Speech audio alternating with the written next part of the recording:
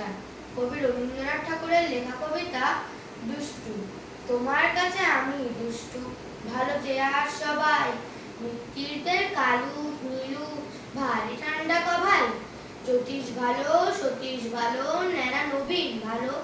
তুমি বলো ওরাই কেমন, ঘর করে রয় আলো। মাখন বাবুর দুটি ছেলে, দুষ্টু তো নয় কেউ। গেটে তাদের কুকুর বাঁধা, করতেছে ঘেউ ঘেউ। পাঁচকড়ি ঘোষ লক্ষ্মী ছেলে, দত্ত পাড়ার গবাই। তোমার কাছে আমি দুষ্টু, ভালো যে আর সবাই। তোমার কথা আমি যেন শুনিনে কখনোই। জামা কাপড় যেন আমার সাফ থাকে না কোনোই। খেলা করতে বেলা করি, বৃষ্টিতে যায় ভিজে। দুষ্টুপনা আরও আছে, অমনি কত কি যে।